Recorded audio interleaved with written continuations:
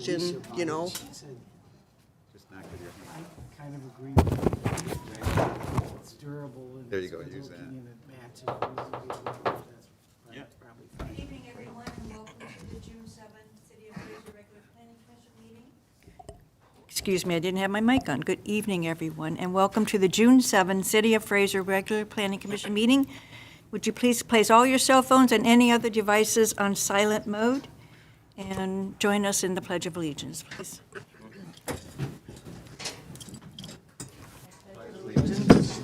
flag of the United States of America and to the republic for which it stands, one nation, under God, indivisible, with liberty and justice for all.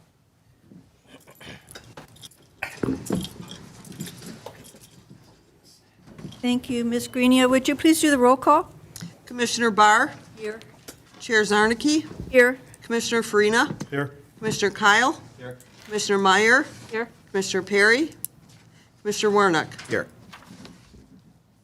Hey, Commissioner Perry did text us just recently and said he's not feeling well, so I will entertain a motion to excuse Commissioner Perry. I make a motion to excuse him for illness. And I second that. Okay, it's been moved by Commissioner Farina and support by Commissioner Warnick to excuse Commissioner Perry from this meeting. Can we do a roll call, Ms. Greenia, when you have time? I'm sorry. That's okay. Thank you, Mary. Can you repeat who made the motion and who's? It was moved by Commissioner Farina and support by Commissioner Warnick Okay, to excuse Commissioner Perry. okay. Commissioner Barr, Yes. Chair Zarnicki, Yes. Commissioner Farina, Yes. Commissioner Kyle, Commissioner Meyer, Yes. Commissioner Warnock. Yes. Motion carries. Agenda item number 3, approval of the agenda. Are there any changes to the agenda as printed? And if not, I'll entertain a motion. I'll make a motion to approve the agenda for the June 7th Planning Commission as printed. Support? Support. Which support was it first? Commissioner Meyer. Okay, moved by Commissioner Kyle, support by Commissioner Meyer to accept the agenda as printed. Roll call. Commissioner Barr, Yes. Chair Zarnicki, Yes. Commissioner Farina, Yes. Commissioner Kyle, Commissioner Meyer, Yes. Commissioner Warnock. Okay. Motion carries. Agenda item 4, chairperson's opening remarks. Tonight's meeting will follow the agenda that was posted online and has been printed for you here and is available at the entrance of the room. Before we begin, it's important to let everyone know that the Planning Commission is created by state law. The commission is comprised of 7 members, all of whom have volunteered to serve. Members are appointed by the mayor and confirmed by city council. The role of the Planning Commission is to plan and promote the efficient, coordinated development of the city for the health, safety, and general welfare of its residents. We are not here to negotiate with applicants or allow everything an applicant is requesting. However, the Planning Commission does have the power to approve certain requests and recommend others, depending on the nature of the request and whether all of the standards in the zoning ordinance have been met.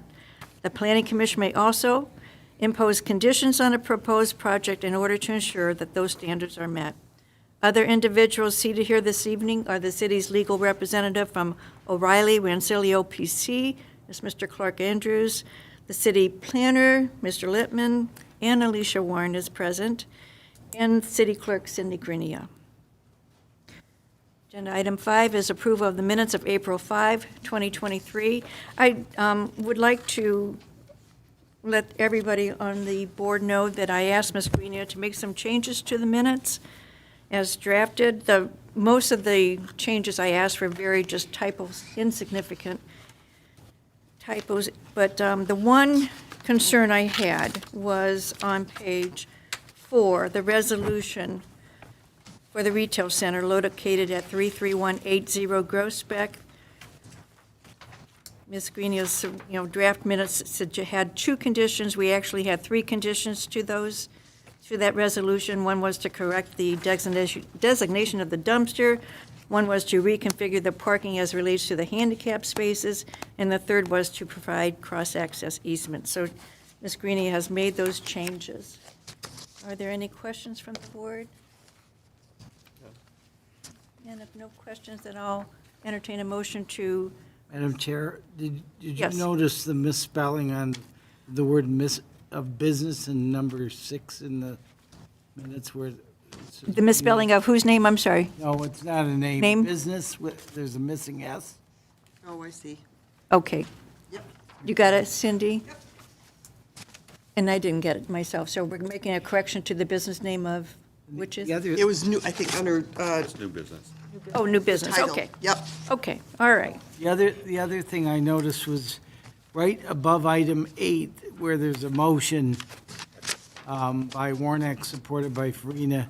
It doesn't look like there's any vote on it, and I'm sure that there was a vote that, You didn't get the new set. And there's a vote on it right there. Yep. okay, There's a vote. great, thanks, sorry. That's it for me, sorry. That's it? Thank you, Mr. Andrews, thank you. We need all eyes on our minutes, thank you.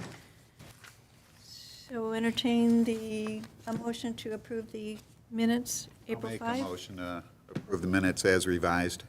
And a support, please. Support. Okay, well, it's moved by Commissioner Warnick and support by Commissioner Kyle to approve the April 5, 2023 minutes as revised. Would you do a roll call, please, Ms. Grenia? Commissioner Barr, Yes. Chair Zarnicki, Yes. Commissioner Farina, Commissioner Kyle, Yes. Commissioner Meyer, Yes. Commissioner Warnick. Yes.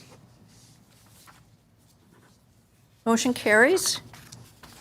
We're going to go to agenda item number 6, new business, public notices, and there are none.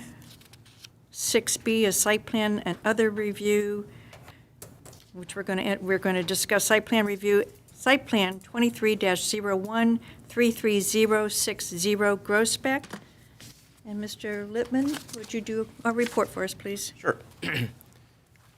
All right, so here the applicant's proposing to convert an existing building that was formerly occupied by Dairy Queen into a 2-story commercial office building, and this is in the CG district. In terms of dimensional requirements, under Section 32-135, the minimum lot size in the CG district is 12,000 square feet, and the required front yard setback is 110 feet.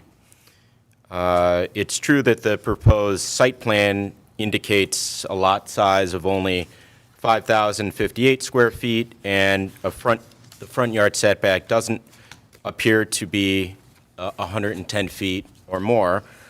However, the existing building and lot are legally non-conforming, so that's fine. The plan also shows a total of 5 parking spaces, but in 2015, the applicant received a variance for the number of parking spaces, so that's also not an issue. That's fine. The site's currently accessible via 2 40-feet wide curb cuts, one from 14 Mile Road and the other from Grospec. The proposed site plan indicates that new concrete will be placed at both approaches, and this complies with Section 32-94 of the zoning ordinance, which requires the entrance and exit from a public thoroughfare to be a combined 30 feet in width.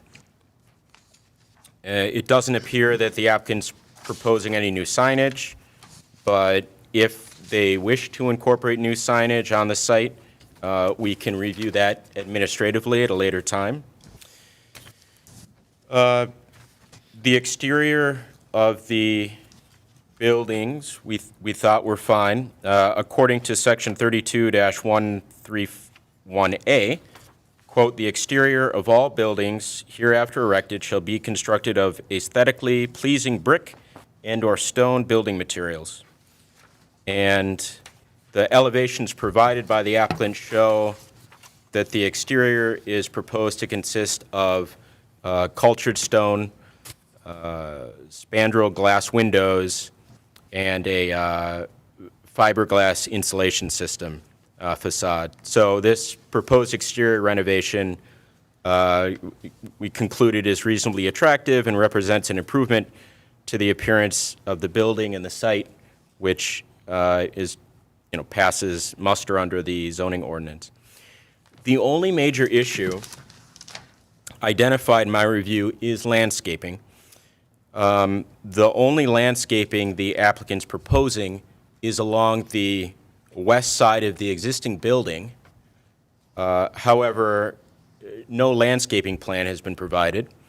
And under section 32-84, the applicant must provide the planning commission with a landscape plan.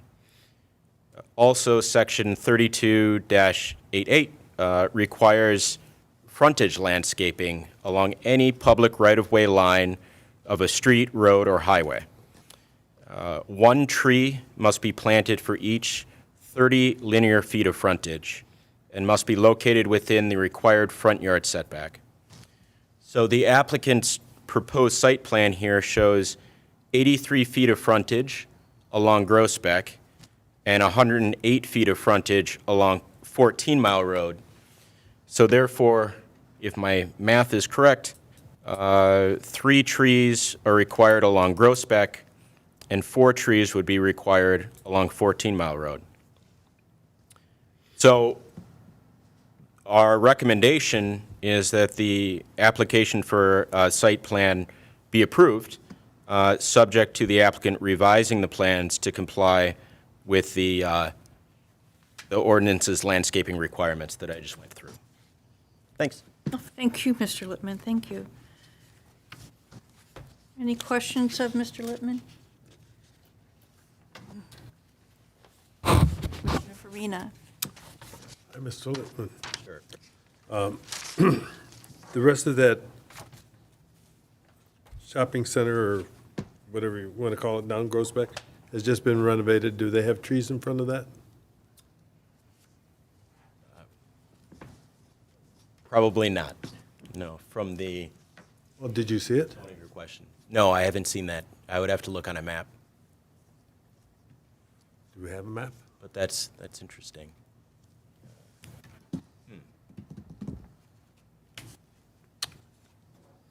I mean, it's all cement. How are we gonna- Yeah. Due to the nature of the corner. Right. Yeah. It'd be pretty dangerous and obstruct vision. Sure. To have any kind of landscaping that's over ground level. Yep. I did not, and I did do a site inspection, I didn't see any trees up and down, what I call that I was land. there this morning, and Okay. I don't see any either. No. And you're right, it would be an obstruction for traffic, so. Right. Very tight site.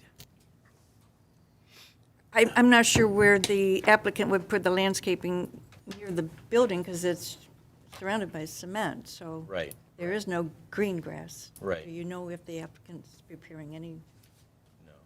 tearing up the cement and putting grass in, or you're not sure? There was. Right. This is all paving, right? Right. I mean, I agree as a practical matter. This all makes sense, and I was staring at this for a while, and asking some folks. But I think technically, because of what the zoning ordinance states, would they need a variance then from this? Because the code is fairly clear.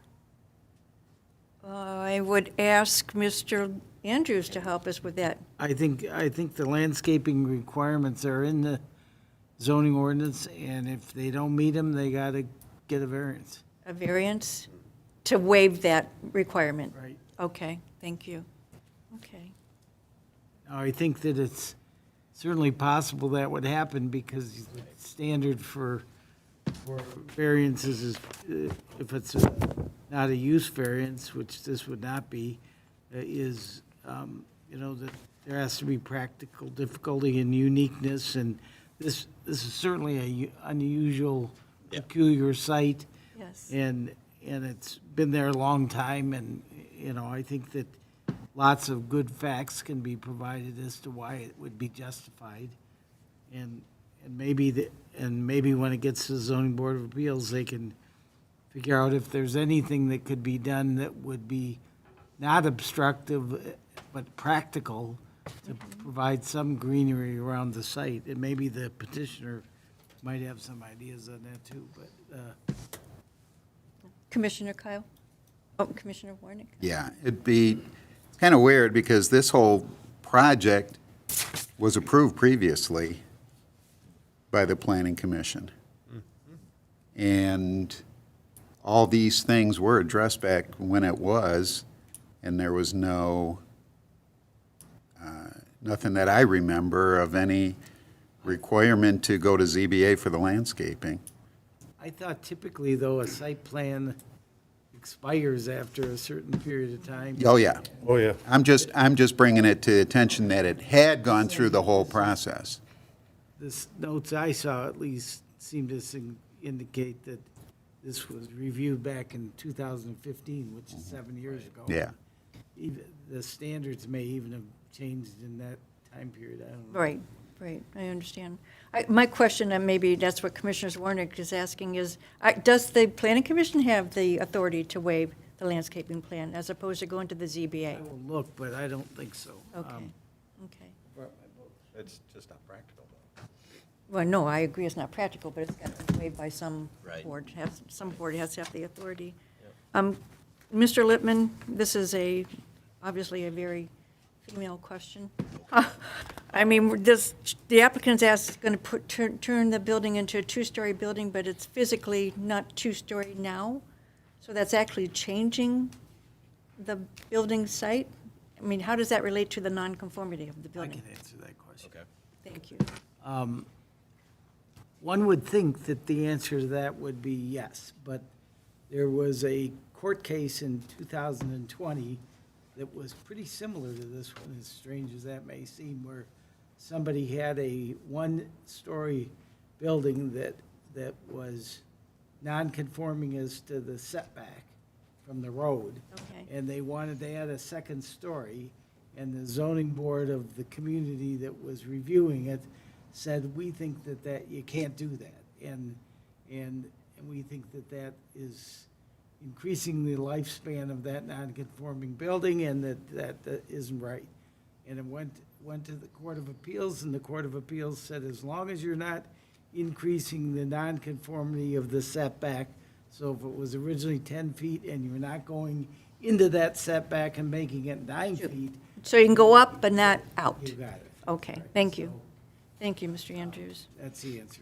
And the variance they got for the parking that carries with the That land? runs with the land Okay. and it continues to be good there. I don't think that there's any provision in the Fraser ordinance as it's written now that says that a variance lapses after a certain amount of time. Some ordinances have that, but I don't think Fraser has. Okay, all right. Okay, thank you. Any other questions? Okay, Well, I have one more. go ahead. Clark. Because we made a mistake before, doesn't mean we proliferate that mistake. That's correct. I mean, Okay.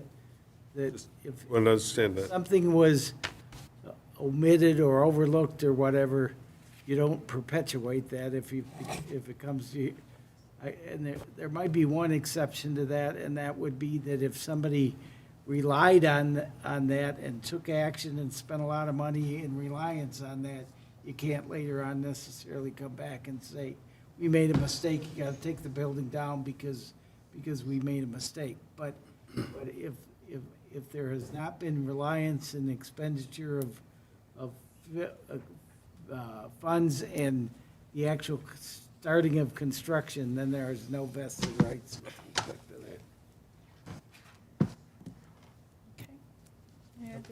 Commissioner Meyer? I just had a question on the garage. You're showing covered parking and a garage next to it, but the garage door opens up onto parking spaces. Is there a reason why that occurs, or? You want to ask that of him, right? There's no Yes. garage, it's just the proposed, Mr. Fiore, just wait, and then we'll take care of it when we have the applicant speak. Commissioner Meyer, okay, thank you. Any other questions? Okay. Mr. Fiore?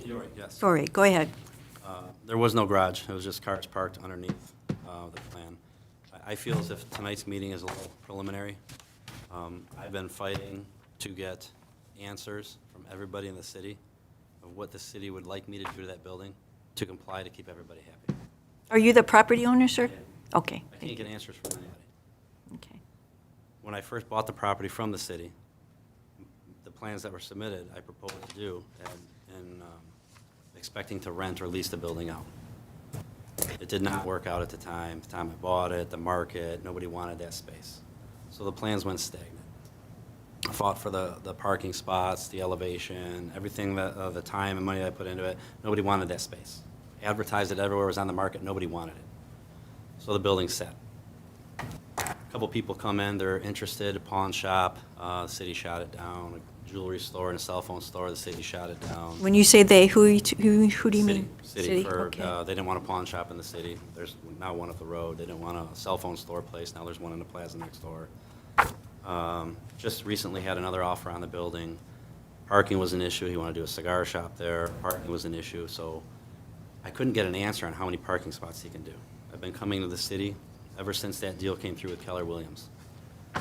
Had a meeting with everybody in the city.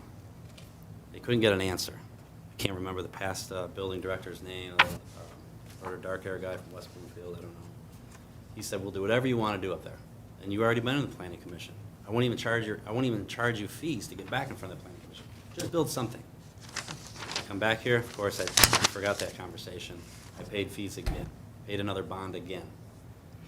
I'm trying to get some type of parking plan approved so I can show potential guys, because I lost that deal. That guy backed out again. About 4 deals I lost now, because unsurety, everything from the city. I come here and I go, just tell me how many parking spots I can do, because people don't want to build up 2 stories now. They only want to do 1 story. They all say it's not worth the square footage to do 2 stories. How many parking spots do we need for 1 story? Building director cannot give me an answer. Code cannot give me an answer. Everyone tells me. I talked to Dennis yesterday. He goes, you have to get in front of the planning commission. I go, well, I submitted my plans just to get some type of answer. He goes, we can't give you answers. We can't tell you anything. We can't explain to you what you need to do to that property. I go, right now I have a litigation with the city attorney suing me for that building. I've got an excess of $20,000 in legal fees on this, and I can't get an answer out of the city. What do you want me to do to conform to stop the lawsuits? Is it the color of the building? Is it the roof? Is it what is it? What do I have to put into the building to stop the bleeding? Because right now, it's just attorney fees. I don't think the City of Fraser taxpayers know that. They got over $25,000 taxpayer dollars with city attorney chasing my attorney around just on phone calls and letters and going back and forth. City taxpayer dollars about the Dairy Queen. And I'm trying to put something into it. But what? Nobody will give me an answer. Do I got to put a metal roof on it? Do I got to put shingles on it? Do you not like the red and white? You want me to paint it gray? You want to stick tiles to the cinder block like the neighbor did? What do you want me to do? I'm a little confused when you're saying, what do you want me to do? Because we have a plan in front of us, and we have the planner's report. It's not fitting for today's market. That was for the parking, and everybody knows that. I submitted this just for the sake of parking, because when we were in here in the meeting, the guy who wanted a cigar shop, they said, we can't do 5 parking spots. I go, I have 5 approved from the zoning board. He goes, I don't have that. I went through 4 or 5 changes of faces here in the city. I understand that. There have been These new guys changes. are telling these new potential buyers, no, that's not the case. I go, I have it approved from the zoning. I came in here, and they said, well, you got to reapply for planning. You got to get drawings approved again. I'm like, okay. I took the same exact drawings. Those were already approved. They were approved 8 years ago. Here I am. And your parking is okay. It is. It is okay. Your parking is okay. The only issue we have right now is the landscaping. We don't have an okay until tonight, but I already lost. I understand. Okay. I would like, the gentleman who wanted the building doesn't want 2 stories. So I want to review the plans. One, I don't have a full bench here, so I would like to review this.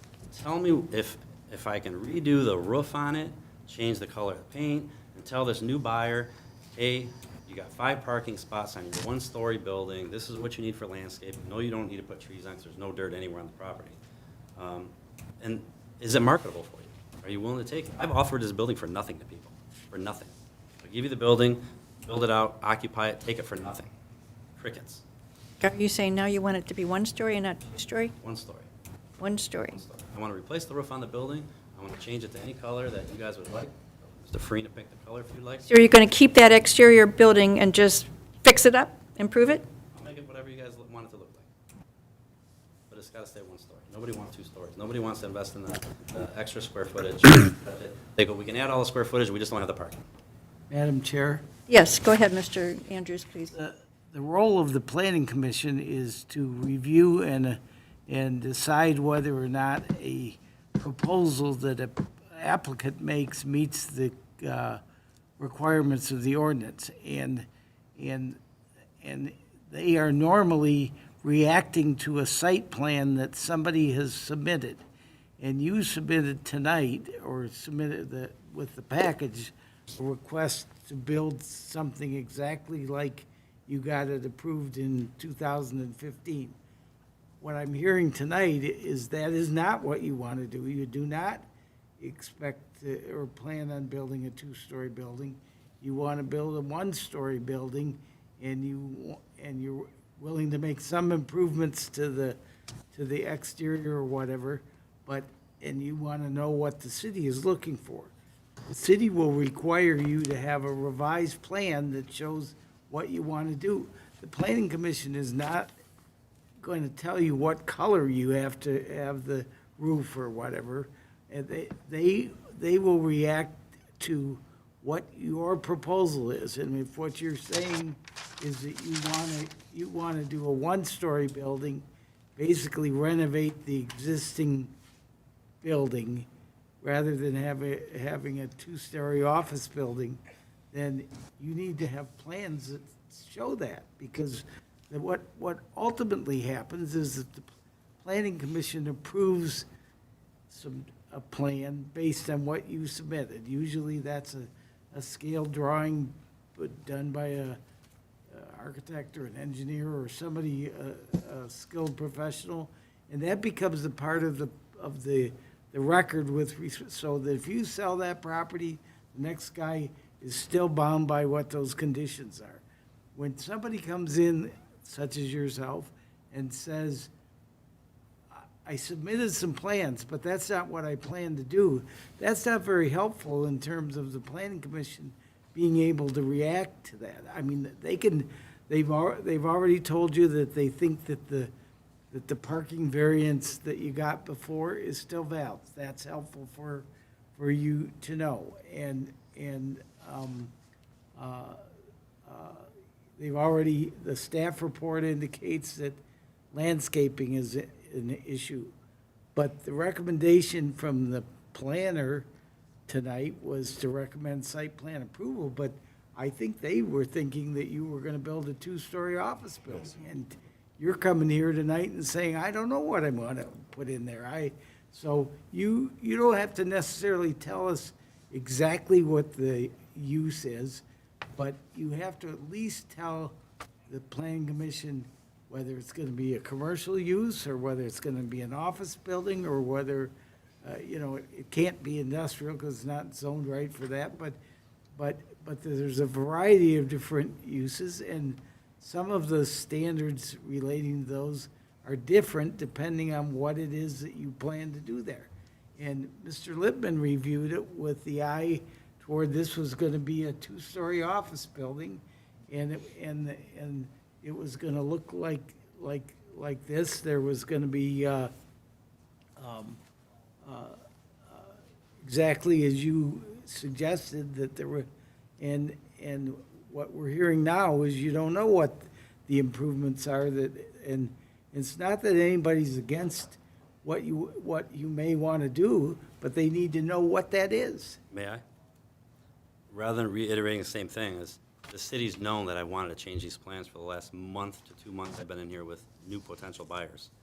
However, I can't get answers from the city to these guys for parking. I came here for parking. Dennis knew I wanted to change the plan. Bob knew I wanted to. I told them, I know I have plans that are drawn that approve my parking. I want to change it to one story. And every single one of them said, you got to get in front of planning. You got to get in front of planning. This is where I'm at. Heard from the planning commission. This is where I'm at, if I may have a minute.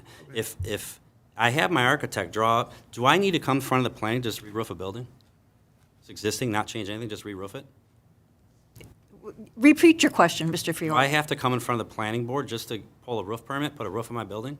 My understanding is no. Okay. If I put a roof on this building, does my lawsuit stop? I have a lawsuit on this building for no I don't know actions. the answer to that. I don't know the answer for that, Mr. Fiore. I mean, Who here does? Who here does? The answer to that is the city believes that. Why do I have a lawsuit because there's no I action. can on the tell you building. the I'll answer pull a to roof that. permit. I'll pull a roof permit, I'll put a roof on it next You week. may do that, sir. Okay, that, what you have to understand, our role this evening is to act on that, this plan that you submitted. And that's the only role we have this evening. So I have my 5 parking spots approved. I can pull a roof permit, not come back in front of planning, not go, I might have to go in front of zoning for some trees and cement. And is that it? Does that keep everybody happy? I'll paint the color of the building to match whatever roof I put on it? The reason the city has a lawsuit against you with respect to this property is the city believes that in the present state, that building does not comply with the codes and ordinances, and it constitutes a nuisance. I have no violations. Well, let me finish. I have no violations. I never have in 10 years. Mr. Fiore, please let Mr. Andrews. That it constitutes a nuisance, and the city wants to abate that nuisance, get rid of it. And if you propose a plan and that you are gonna fix that building up that complies with the requirements of the city, then that lawsuit is gonna go away. But right now, I mean, that building has been there in a rickety condition for a long period of time, not 6 months or 3 months. We're talking about years and years and years. And the city finally said to the city attorney's office, we want you to abate that nuisance. So we started a lawsuit to do that. We are not interested in litigating against you if you're gonna fix that building up. And we want to know what that plan is and see how fast you can execute on it. Fix what up? What violations? I have no tickets on that building. What violations? If I get a list of bullet points, they're all addressed and they're all handled. I have no This tickets. board is not going to be able to tell you if there are no violations. There's a nuisance. If there's a nuisance in the city writes a violation. Would be through our Either code fixed enforcement, yes, or sir. a ticket. Jeff, you know that we're not an What's the enforcement, nuisance? we're What's- not, Jeff, What's the nuisance? Jeff, you know that we're not an enforcement agency. We have no knowledge of what you're talking about. What's the This nuisance? board does not, What- sir. What, I mean, what is the nuisance? Says the nuisance. what's the nuisance? Under the zoning ordinance, anything that's a violation of the zoning ordinance constitutes a nuisance per se. What's in violation right now? What? You'd have to find out through the gonna have to administration, the find building out. department. I have no tickets, I have no violations. I Then, have none. then if you have none, What- then you have none. But I have a law. Mr. But Chair? you still have a lawsuit, so there must be some violations against the building. The city verified that I have no violations. Mr. Chair, Lippman, thank you. you're welcome. So, and I just learned tonight what that button's for, so it works, so that's fantastic. You're catching on, Mr. Lippman. Yeah, just pretty slowly. I think the most constructive way forward here is for the applicant to meet with myself and Bob Logan, and so we can all sit down together and figure this out. Thank you for that suggestion, Mr. Lippman. How does that sound to you, Mr. Fiore? Last time we had that, there were 6 or 8 bullet items, and they were all addressed on the building. I haven't heard anything since. Okay. We want to see improvement on this building. I was excited to see this application come this I'm evening. excited to see improvements on a lot of buildings in the city of Fraser. I was anxious to go ahead and act on this. Fraser Lanes has a tarp on the roof for 10 years. They got rotten facade, got everything. The lady at the counter told me because he's old. Have you seen the guy? He's old. So if I was older, I guess I wouldn't have no violations. Are you willing to meet with Mr. Lippman and Mr. Logan, I who would is our like to building Pull a roof director? permit, put a roof on the building. You can talk to Mr. Logan about it, sir. Okay? Good. And then how do you want us to act? I assume there's no application for us to act upon tonight because this is not your intent. Is that correct? I don't know, there's no violations. I don't know what you guys want me to do to stop a city suit. We're not here to, The roof is not aesthetically appealing, yet there's no, this board is not here to address if you have any violations, sir. What we're here to address is the site plan in front of us. so my Okay. 5 parking spots are approved for that site. So I can give that to anybody. Those are still valid Yeah, they're going to be valid going forward. The only reason I'm here right now is the last meeting we had, Bob said that parking was not approved, and he made me go to my architect and give 3 different drawings from my architect to give to him. And I told him I was already previously approved the ZBA, and he made my architect draw all these proposed drawing plans because he said I had nothing approved. This is all stuff I paid for. Okay, That's crazy. okay. I need to close this item, whether you're going to go with your two-story office building or, retail, it's not retail, But office. I verified that my 5 spots were always approved. They have been, and they're going to be going forward because you had the variance, sir. Madam Chair? Yes. I think Alicia has something that she, Oh, there you go, thank you. For the parking spots that were approved, this might be a question for the attorney.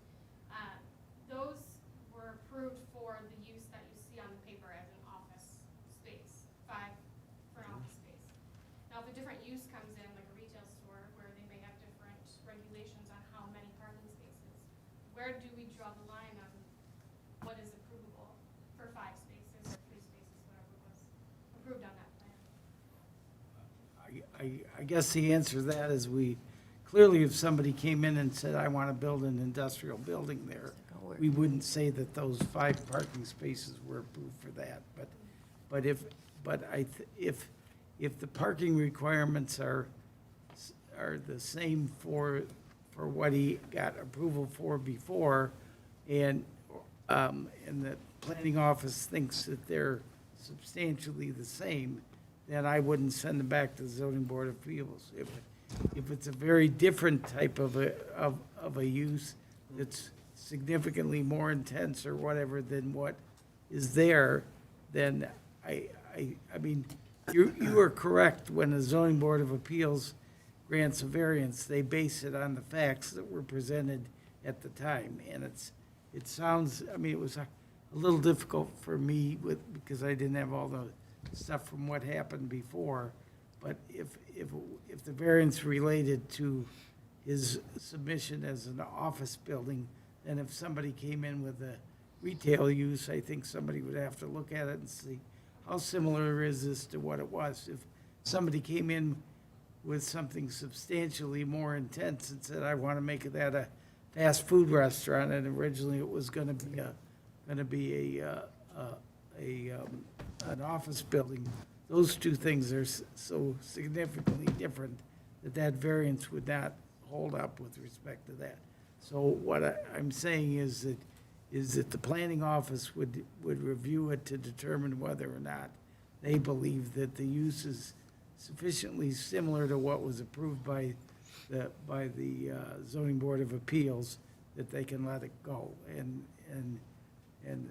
But at this point, we haven't heard from the applicant what use he wants to have there. If he wants to have a local convenience business type use, then the planning office can make a judgment. Is that sufficiently similar to what was going to be an office building in terms of the expected number of spaces that people need and so forth? Thank you. If I can just ask one more quick question, I know there's knowledge up there that may have it, maybe Randy does. On my property there, what is an acceptable or allowable material product to border in my property? I don't think parking curbs are allowable. Is it poured concrete? Can I do asphalt curbs? Can I do, to line out my property so everyone who's looking at that property knows where their property is, what they can do for parking, and what their actual lot lines are? I don't think anyone, even the adjoining property owner, knows where the lot lines are. A piece of paper, nobody knows. They're painting spots on my property, everything. I mean, nobody knows how much property that Dairy Queen actually owns up there. What can I do to divide my parking lot from theirs to decipher? Do I do poured curb? Can I put concrete planters? Do I do posts with chains? What do I do? What's appealing? What's allowable? What's acceptable? I'm not prepared to answer that, and I don't know if anybody up here is. Commissioner Farina, I did you? sat on the board, ZBA, when this was approved, okay? The approval was you wanted a office for you and another person. That's why there was 2 spots underneath, okay? And it was for a dumpster business, That dumpster company had sold, okay? and now it's just real estate sitting there waiting for the next guy to rent it out. Okay. But if you're going to change the use of that building, It's still gonna be commercial office, same. I have to advertise it to a small outfit. I have if to it's tell a cigar cellar, it's not a commercial office space. If you've been to buy cigar shops, there are 1 or 2 people in there at a time. It's very small. They're not a mad rush of people. But it's not office, it's retail, sir. I mean, Okay. but he bring up the cigar shop. I'm advertising it to very small traffic people, a couple parking spots. Everyone that calls me for restaurants, I just laugh. I'm like, it's not a good restaurant. Come on. everyone's like, well, no, the Dairy Queen lasts for years. There's cars everywhere, and it worked for how many years? Dairy Queen's not low volume by any means, but it worked. Commissioner Streets have changed since that time, too. A lot of change. Correct me if I'm wrong. First off, the variances, there's two types of use and a dimensional. The parking space wasn't a use one. I believe that's dimensional, isn't it? So the use shouldn't have mattered. Once that is given for that dimensional variance, it goes with the property. So it shouldn't matter what the use is for that. If I'm wrong, Well, correct me on I'm that. saying that if somebody came in and said, I'm gonna make a machine shop there, and the parking requirements are very different for that, I agree with you that that variance normally runs with the land, but it's based on the facts that were presented to the zoning board of appeals at the time that the variance was granted. And if the facts that somebody wants to build something on are completely different than what was originally approved, that variance is not effective. So I think, and that's why some of us were trying to get the petitioner to say, what do you think you're going to do with that property? Because we had before us some drawings and so forth that suggested that you were going to do an office building similar to what was submitted back in 2015. And what I'm hearing tonight is I'm not going to do a two-story building. I want to do a one-story building. I want to keep the roof line like it is. And I don't know what I'm going to use it for. It might be an office, but it might be retail. And, I think we have to have, and I mean, I'm not going to make the determination for the planner, but I suspect that whether it's small retail or whether it's an office isn't going to be a huge thing. If he came in with something that was far more intense, I think that they're going to say that variance that was approved for an office, it isn't good if you're going to operate a fast food restaurant there, and. Is there a problem with the roof Let me, line? can I finish where at this point before we go any further? Because if the building was done, hypothetically, the use can change. They just come forward. What we always gave here were certificates of compliance. So it could come in, as long as it's an approvable use with a different use, but it's approvable, there would be no changes. They don't come in front of the planning commission. It's already been approved by zoning. So that could have been an office building, but as CG, a retail came in after, they wouldn't come in front of any board. It just gets inspections to comply, like the fire alarms, or the smoke detectors are working, extinguishers are up to date. That's all. It goes through the building department. It doesn't go through zoning board or planning commission. So I think we're going on different tangents with that. Of course, the building wasn't completed. So now you can take it may be in some different tangents, but the fact still comes down to that the building was approved, say, as an office building, and we're back to that zoning issue. I think it still could have been approved for a different use, keeping that same zoning or the variance that was granted. So I think there's a lot of issues here. We got a lot, just looking at the building, I think that the footprint is always remaining the same. The footprint wasn't changing, it was just going 2 stories high. So the footprint's the exact same footprint. I think it only opened to a parking facility inside. So nothing changes on the structure, the foundation, anything there. So I just wanted to maybe clarify a lot of issues that are going through. The question you asked with the planning commission about, what did you say, you don't know if we could do?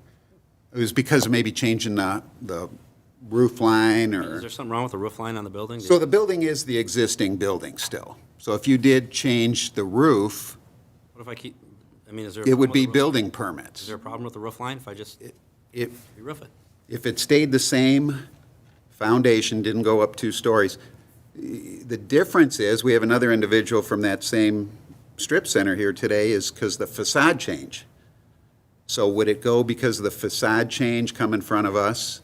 Possibly. If it was just a roofing issue, maybe not. But Roofing and paint? it's already been in front of us. Why don't, I'm just going to throw this out, that we postpone it and come back if you have a different plan, and then you've already paid for it. We can just approve it then. If we say it meets those issues, we could approve it with that new roof line. That's my question. Do I gotta come back and planning for a roof permit? I think it would be determined in the building department. The building department, that would, yeah.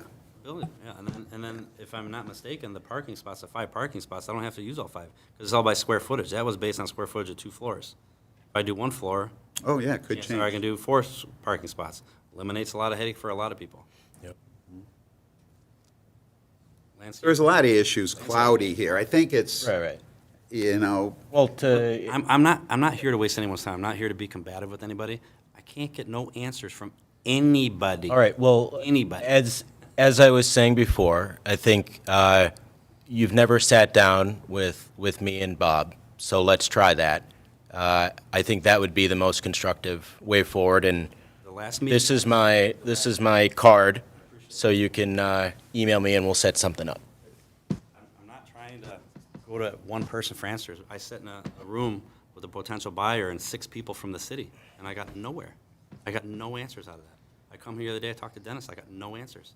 Talked to Alicia, I got handed off to Andrew the other day. I mean, I'm trying. I'm trying to get answers of what the city wants. Well, let's go with the game plan that Mr. Lippman suggested. You and Mr. Logan will postpone your item tonight. You can revise it, and you'll have to, prepare all the revisions, and, if you come back to us with a game plan, with a plan, it'll have to be revised, so we can actually see. That's what I want to do. All right? You're okay with that, Mr. Fiore? I'm okay with it. Mr. Do we We need will to, make the determination as to whether or not what you plan to do is of such a nature that it has to come back to the planning commission as a site plan approval item, and if that happens, you're gonna need to have plans that show what you wanna do, including the landscaping that was discussed. If they determine what you wanna do are things that can be done without having to go through site plan approval, then you work that through with the building department and the planning office, and they communicate to the planning commission that the changes that they are proposing to do can be made without site plan approval, in which case your planning commission request can be withdrawn. You understand, Mr. Fiore? I do. Okay, good, thank It you. sounds like it makes perfect sense to me. I wish. Okay. so Clark, do we need to postpone this? I think you should. And then if it turns out that he works it through with the building and planning office, he can send in a letter, then they can confirm that, and he can withdraw his request, and you can act on his request for withdrawal at the next meeting. Okay. So I move to postpone site plan, oops, that's 2015 package. Site plan, where is it? 2301. Same one, it says 2015 on it. Makes sense. Is there a second? I'll support that. Well, let's, if you don't mind, let's give an address, Commissioner Farina, and say the reason why we're postponing it? To give the applicant time to meet with the city planner and the building department. Okay, and support, I'll support that. okay, thank you. So it's been moved by Commissioner Farina and support by Commissioner Warnick to postpone site plan number 23-01, 33060 Grossbeck, to give the applicant the opportunity to address. Is that being items. postponed to the next meeting? the next- Or indefinitely, or what? 'Cause you can avoid remailing if it turns out that. It was a site plan. There's no mailing involved, right? So do we need a date to postpone, Mr. Andrews? I think it's a good idea, but you don't have to, I guess. I don't know if they're gonna be able to But- get together in the next week, or if it's gonna be 3 weeks. So I was gonna leave it open-ended. And it is to provide the opportunity. Practical side of it is that if he works it out, he's going to be able to proceed without coming back here. My problem with not putting a date in, if he determines what he needs to do does need approval, then he'll have to wait till next month to be able to get on an agenda the next month after that, and that just. Good point. I think the city is interested in getting this fixed as quickly as we can, and I think if you postpone it for a month, then at least we have some time frame that everybody's working. Let's ask the applicant. Mr. Fiore, do you think you can have will you have time to meet with the gentleman within the next month, or would it be, do you have any vacation plans? Okay. And I will amend my motion to next month, July Gentlemen. meeting, okay. to next month. And to provide the opportunity for the applicant to meet with Mr. Logan and Mr. Litt. Still support. Okay, And I'll call Bob Logan tomorrow morning and okay. try to set something up. Thank you. Thank you very much for your constructive suggestion. Take a vote? Did you get that, Ms. Greenia? I believe so, yes. Okay. Thank you so Would you much. do a roll call, please? Commissioner Barr, Yes. Chair Zarnicki, Yes. Commissioner Farina, Yes. Commissioner Kyle. Yes. Commissioner Meyer. Commissioner Warnick. Yes. Motion carries. Thank you, Mr. Fiore. I'll see you next month. Okay. Okay. Well, maybe not see you one way or the other. Maybe we'll just get a letter. Okay. All right. We're going to move on to agenda item number 7, unfinished business. A, site plan 22-03, 33180 Grossbeck Retail Center. Mr. Littman, please. So in April, the commission tabled this and requested that the applicant revise its site plan to show, one, the correct size of the dumpster, two, to make changes to the parking configuration and the number of spaces, and three, to obtain and record cross-access and shared parking agreements. In terms of the dumpster, the most revised plan indicates that it's 8 yards long, which satisfies one of the conditions for approval. In terms of parking, in April, several of you expressed concern about the parking layout on the southernmost portion of the property. Specifically, there was concern about the accessibility of the handicap space adjacent to the 1,200 square foot office space. And in its most revised plan, this handicap space has been moved, consistent with your request.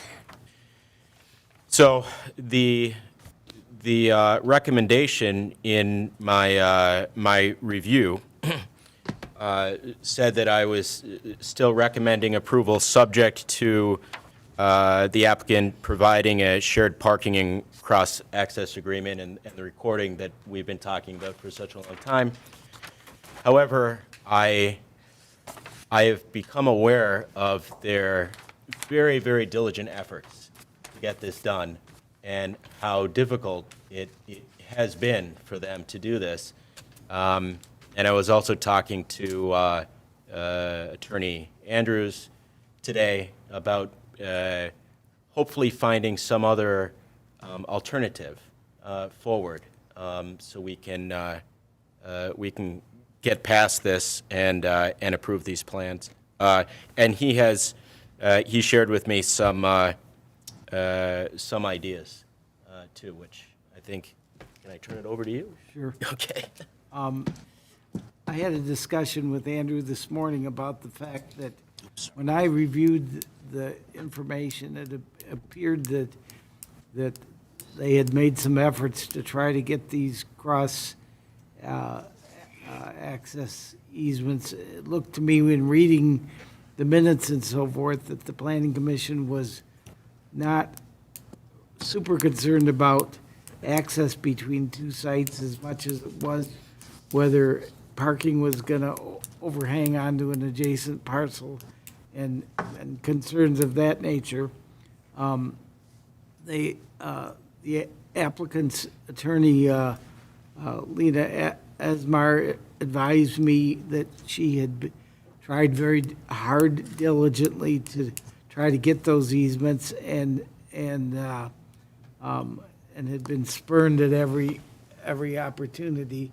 Apparently, the person that owns the property or that has the controlling use of that property to the south is buying it on a land contract, which means that they do not have legal title to that property. It means that they have an equitable interest in it and have a right to use it and occupy it, but they have to make payments, and until they make the final payment, they don't own it outright. And then that presents some additional challenges, because if any time the city or anybody asks them for a binding agreement, it does not only require the binding signature of them, but it also requires the binding signature of the legal title holder. And the reason for that is because if these people were to default on making the payments, then under the land contract real estate laws, that property reverts back to the owner. And we don't want to have a situation where that legal title holder says, I never knew anything about any of this, and you didn't tell me. And I don't like the idea of having that easement on that property. I was advised that they think it's virtually impossible to get the cooperation. Now, when I read the minutes and so forth, it looked to me, and Andrew confirmed this to me today, that the number of parking spaces that they have meet what the ordinance requires. And there is access from that site onto a public road. It's not like they have to drive through somebody else's property to get there. And I expressed to him the thought that either one or two options might be worth consideration. One would be to say that the Planning Commission is satisfied that the issues that it was concerned about had been addressed. Or the other option would, as far as the easement goes, would be to have the current property owner execute an easement to that property owner to the south and essentially record it and say that it's only going to be effective in the event that the property owner to the south gives an easement in the opposite direction. And right now, the city has zero or no leverage over the property owner to the south or east or whatever direction it is, because they're not before the city to do anything, and they don't have to do anything. I mean, and the city is not in a position to force that property owner to give an easement. If, on the other hand, 5 years from now, they say, I want to make some improvements to my site, and I need to get site plan approval, and the city has got an easement that in favor of, so that the property owner here would give to the property owner on the south the right to come onto their property for ingress and egress or whatever. If that easement was recorded and effective in the future, then possibly if that other owner were to give an easement when they came in for site plan approval for something, then you'd end up with those dual easements that you were hoping to have. I think that's only necessary if the Planning Commission feels that issue is important enough and needs to be addressed. I told Ms. Asmar today that in my many years of doing municipal law, municipalities hate bumper blocks. And she proposed that they do bumper blocks to prevent people from backing onto the adjacent property owner. And I said, those are a nightmare from a maintenance perspective. When you have snow plows that plow snow, those people can't see those things. They get moved around and misconfigured, and the city then has one heck of a time getting people to realign them, that they don't think it's important enough, and it becomes a parking problem. And so I said, I don't think that's a good solution to keep people off of the property. There may be other options, and I said, I suggest that you talk to the planning commission about it. I don't know whether there's enough room there to put any landscaping that would separate the two parcels. Probably, maybe not, I'm not sure. No. I don't think when I looked at it, I couldn't see it, but I wasn't sure what I was looking for.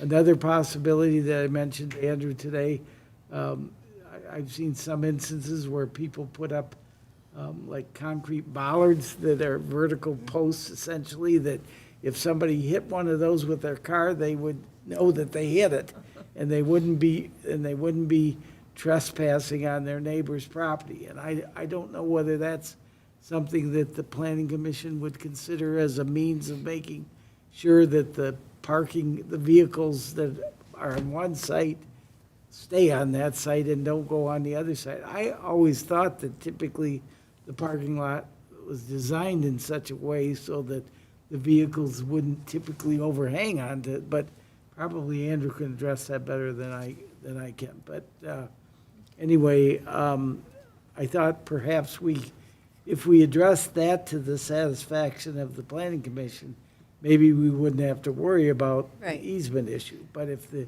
planning commission thinks that the cross access easements are important, then I think we could ask them to give one that we would have recorded that would only be effective if the other people gave one the other direction in the future. Okay.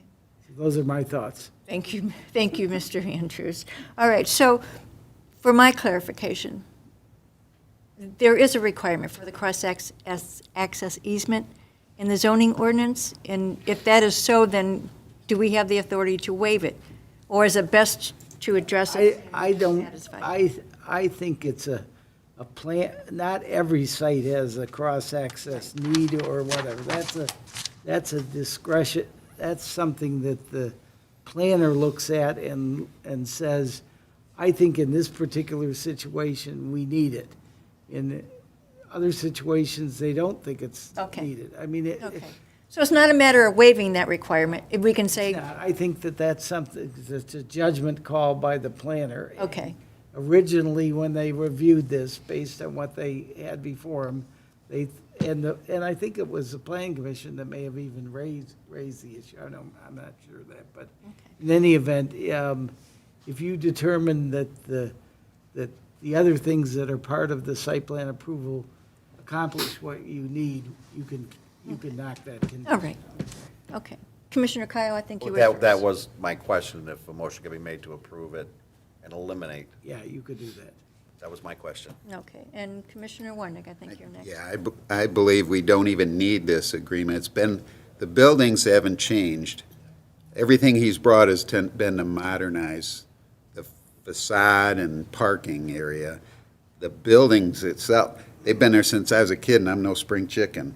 The bar's been there forever, and the rest have been businesses there. So I feel for Mr. Hanna that he should not have to worry about cross-access agreements.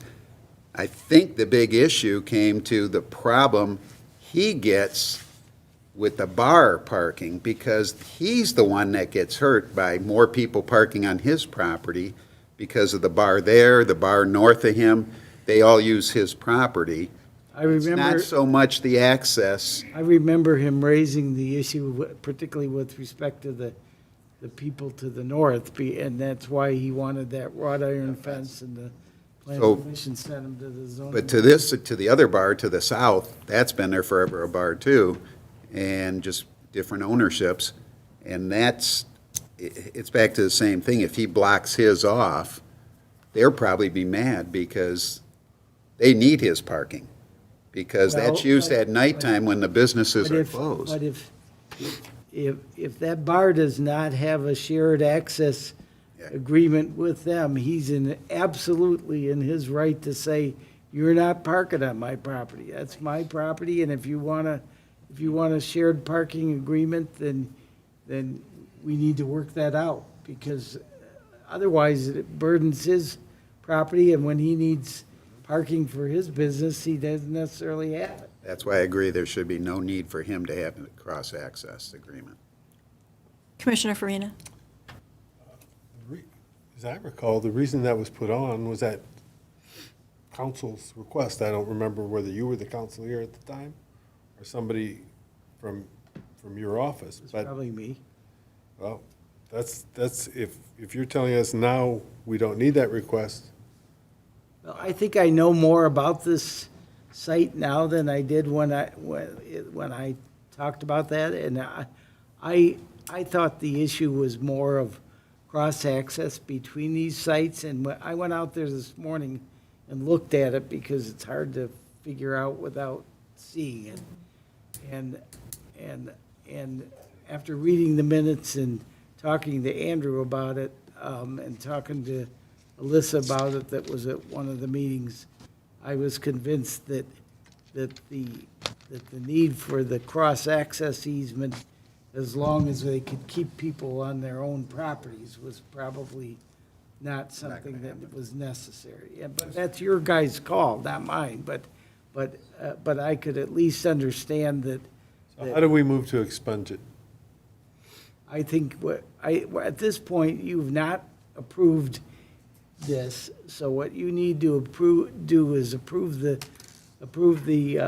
site plan with the conditions and remove and delete the condition with respect to the cross-access, cross-parking agreement. And we would need And to so- see the If original. you think that there's any other things that need to be done to control the parking on one site or the other, you could make that a condition. If you feel that's something they ought to work out between themselves, you can leave it that Right. way.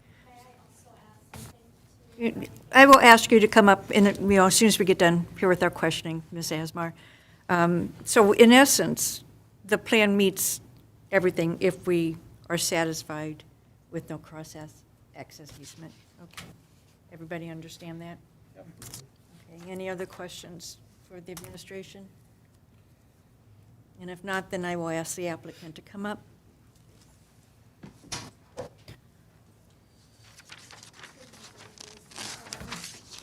Thank you, Ms. Asmar. Good evening, Mr. Hannah. Good evening.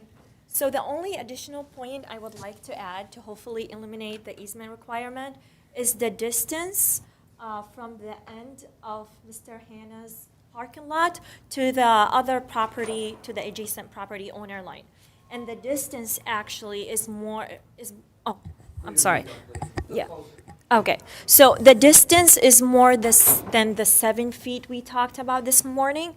And I know you wanted me to point out exactly to where the distance is, so I'm going to literally tell you. And you're talking about the Patty Wax bar, right? Is that the? Yes, Okay. yes, so from the end of Mr. Hannah's parking spaces to the property, to the adjacent property's owner, and it's basically, so it's like right here.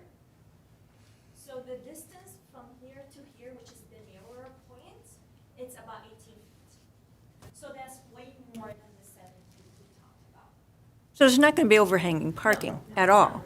No. Are you concerned, or is Mr. Hannah concerned about the patrons to the bar parking? Well, Site? if that becomes an issue, then it's their fault, not my client's fault, because them, like Mr. Randy said just a minute ago, it's them using the parking, not us using their parking. So we shouldn't be at fault here. It should be the bar's owner's problem. I guess I want an understanding if you're more concerned about patrons from the bar using your parking? They usually, Mr. And do you want to put some type of barrier there? We don't want to put any barriers, Okay. no, no. Okay. We want to leave it the way it is. And if you have any issues, then we can go forward with some type of barrier. Right, at that point. But right now, Mr. Hannah doesn't want to put any type of barriers. Okay. Okay. Yeah. But I just wanted to bring the concerns that Mr. Andrews was telling me about today about the distance, and we should meet, like, we do meet the requirement for the distances. Okay, all right. Mr. Hannah, you're not going to like me this evening. I've got a couple of things to speak with you about. Like usual. We did meet. I know, when I everything else first was- met you, you thought, oh, geez, Kathy Zarnecki's a nice lady, but I've given you a lot of challenges. Two things. When you look at the rear of your facade, and I don't know if you're going to do anything, you see the blocks, the ones that are facing 14 Mile? And the one behind your hair salon and building, it needs painted badly? I mean, or I don't know if you have any plans to put any facade on the rear of your buildings? Or you're painting the blocks? Same color. The same color? Go ahead, yeah. pull it- In the front of the Tell me building. what you're going to do in the rear of the building to make it look nicer from the street We're gonna be level. painted gray, the same, how is the first building we did? No, I don't know if you have another picture, I don't know. So, we're gonna be painted the whole thing, the gray, dark gray, match the facade I did. To match the color of the front facade? Okay, because there's a little bit of graffiti on the building behind the hair. I know, I'm waiting for the guy, he give me 2 weeks from now, the paint guy. Okay, so you're going to make it look prettier? Oh, yeah, Okay. of course. The other item I have is the wrought iron fence. Should never have gone up at this point. You should have received site plan approval before that fence went up. And we apologize about that. Our understanding was that we comply with what the board has suggested. The board has suggested a 4-foot iron fence. That's the ZBA board, but you are required to come back here for the site plan Oh, approval. And my understanding was that if we added to the site plan and to change the brick to the iron fence, and that would satisfy the requirement, we didn't know that we needed an approval for the fence. We have photos of the fence. Oh, it's beautiful. I saw it. Yeah, it is I actually. have no complaints about it. It's beautiful. We just didn't know that we needed a final approval to put it on. We just thought that if we put it on the site plan, that would be enough. Yeah, it should have been, come back here for the site plan approval, and then the fence goes up. Okay, for next project, we'll do that. All right. Those are my beefs, Mr. Hannah, I'm sorry. I think you need it, that's why, And it looks. It does look very, very nice. Yeah. I would prefer landscaping, but the fence looks very nice. And have you had any problems with the parking? No. Okay. This one, no. Plus the food truck, they move it out there. And that was, Ms. Warren had information at our last meeting about the food trucks, but she didn't share it, and I don't know if you want to share it now, or you've already told Mr. Hannah. Give us an update about that? Yeah, so that, they were approved to be there up until, I think actually the end of this month, but they've moved it already. I'm not sure, but after this month, they are not gonna get another approval to be in that spot, they have to relocate. So they had an approval of a temporary approval. Okay, so, but it doesn't extend after June?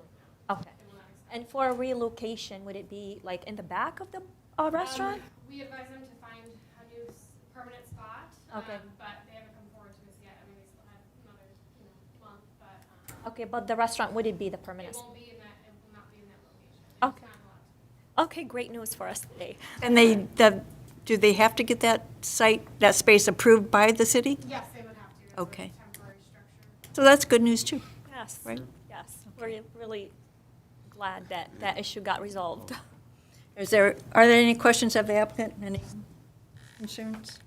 Thank you very much. Thank you. Okay, thank you for your patience. Okay. Yes, we do. Yes, we entertain a motion, one way or the other, approve or deny. I would like to make a motion to approve site plan SP 22-03, eliminating the cross-access shared parking easement, I guess it's called, as is presented to us tonight. Do we have to list, were there other restrictions put on it? I think that was. No, we removed everything. And maybe I'm going to suggest, Commissioner Kyle, that you say the cross-access, we are satisfied with the parking as is. There is no cross-access easement. That's why I said eliminated. Yes, so, Yeah, so we're set on that. I'll second it then. okay, all right. So it's been moved by Commissioner Kyle and support by Commissioner Farina to grant approval to site plan number 22-03, 33180 Groesbeck Retail Center with the condition that the cross-access easement is no longer needed or required. Do you have that? You're welcome. Any discussion on the motion on the floor? Okay, would you do roll call, please? Commissioner Barr? Yes. Chair Zarnicki? Yes. Commissioner Farina? Yes. Commissioner Kyle? Yes. Commissioner Meyer? Commissioner Warnick? Yes. Motion carried. Congratulations, Mr. Hannah. Thank you very much. So the site plan now has been approved and nothing else is required. Okay, great, yes. It's still, I see, it does still go through the administration for the final approval, but this is preliminary site plan approval. Correct, Mr. Lippman? Preliminary, and there still will be something following. I will stamp your application, and then the city will give you a copy of the application, stamped approved. Okay? You're welcome. Remind myself to do that. Okay. We're going to move to agenda item number 7, BSP 22-08, 31475 Utica Road, Devon Storage. Mr. Lippman. Oh, man. Okay, so the applicant's back before you after going to the ZBA, and the applicant changed its plans after going to the ZBA and ultimately obtained a side yard setback variance. And now, in its revised plan, it looks a little different than the first time you saw it. The applicant's proposing to convert the existing building featuring 61,690 square feet of climate-controlled storage and adding 3 drive-up storage units, whereas before it was twice as many. And to refresh your recollection, part of this 4.4 acre site is zoned IC, while the remaining part is zoned IR. The applicant changed its plan so it only required one variance, a 40-foot, 11-inch side yard setback variance for addition number 2. This was needed because in the IC district, if an exterior yard borders a residential district, the required side yard setback is 100 feet. But beyond the setback issue, which is now resolved, we find that nearly all the other site plan requirements are satisfied. 22 parking spaces are required, and the applicant's providing 25 parking spaces. The revised plan shows at least one 10-foot by 50-foot loading or unloading space for each building or new building addition. The ingress and egress to the parking lot is sufficiently wide. They are proposing some additional landscaping, which we believe will create an attractive frontage. The applicant's photometric plans showed that they were in compliance. The only major issue that I called out in my review deals with the architecture. The zoning ordinance requires that in industrial districts, quote, "The exterior of all buildings hereafter erected shall be constructed of aesthetically pleasing brick and/or stone building materials." And previously, he had shown in his plans the exterior of all the proposed buildings were going to be, or going to consist of vertical metal panels. But, since requiring all buildings to be brick or stone may very well be cost prohibitive. We think that a good compromise would be to require him to just use brick and/or stone on all the building facades that are visible from Utica Road. And I understand that, that he has made those changes and has brought those plans with him to show you. So since all of the requirements now seem to be met, the recommendation is to approve the site plan. Okay, thank you, Mr. Lippman. Any questions? What do we have? We have Mr. Warnick. Yes, first off, where is the dumpster location? Well, we'll wait for the applicant to come in. Wait for the applicant to do that. I just thought because of. You don't see it on the site plan, is what you're saying. Whoops. Commissioner Farina.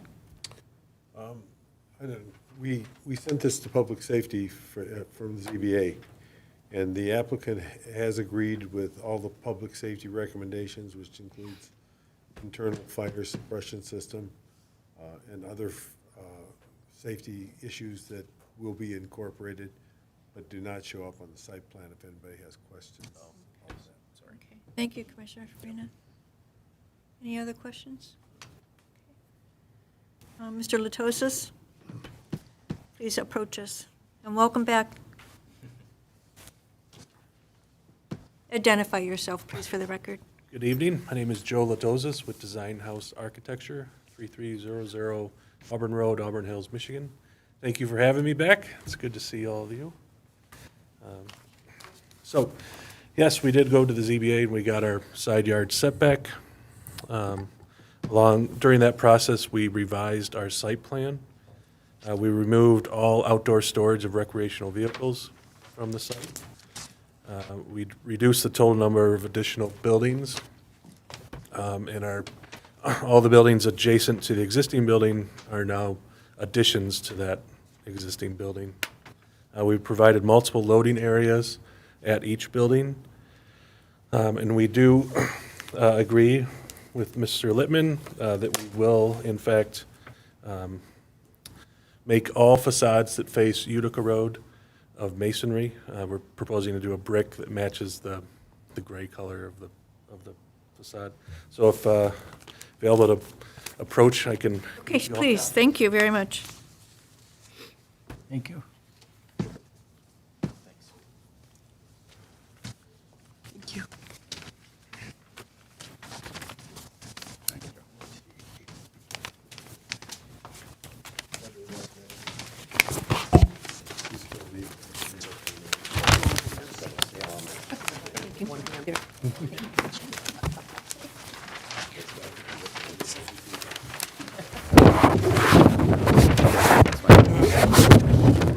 Yeah, we said it earlier. So this drawing shows a small rendering of what the view from Utica Road would be, along with the elevation looking from Utica, showing that small addition here and here being masonry.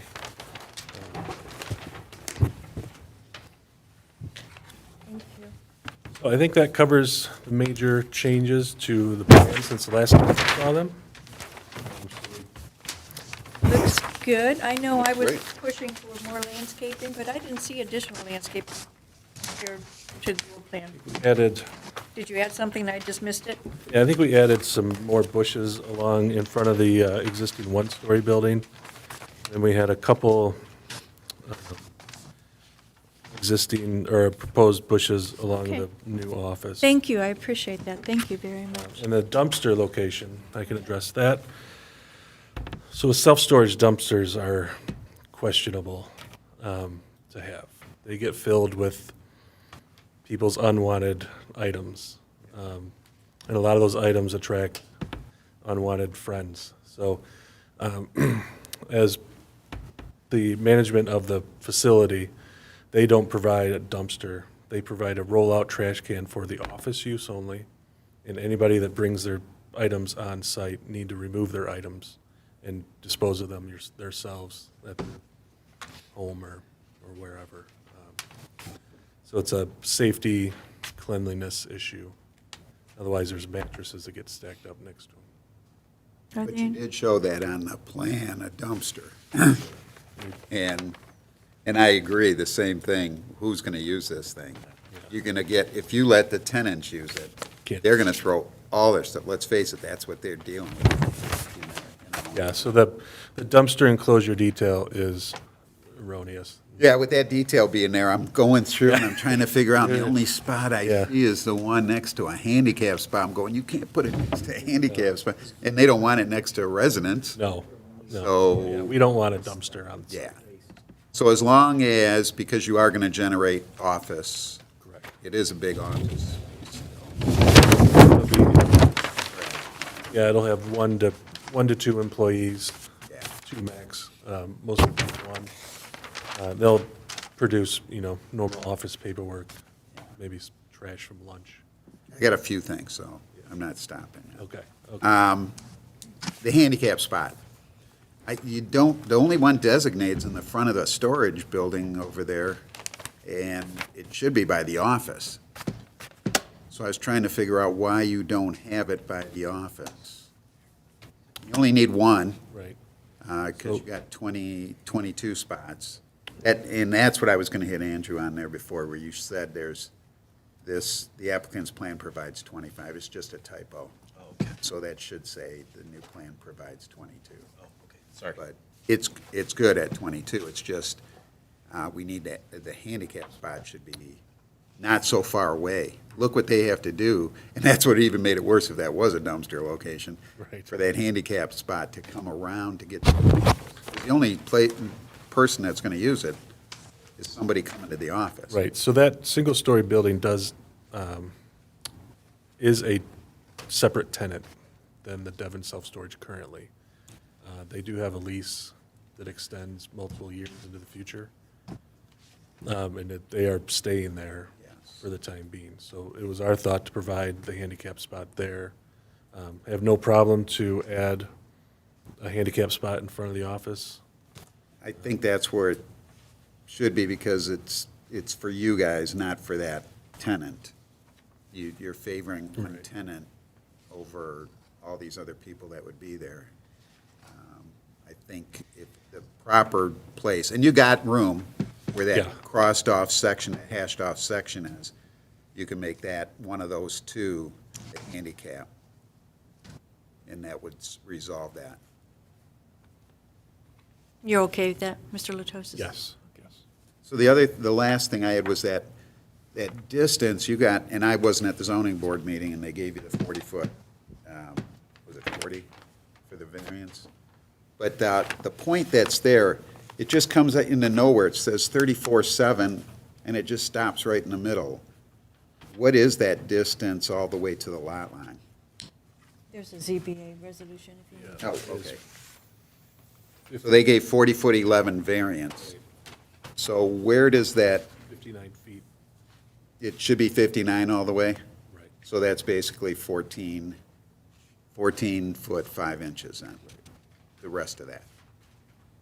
I was just trying to, when you're looking at a plan that just ends right in the middle. like- Yeah, it's So the only other thing, I was thinking with the fire department, you did so much to change all those problems we had before. You got all kind of maneuverability now. I know you gave up a lot with these, losing all those campers and all the recreational vehicles. That's given up a lot of money.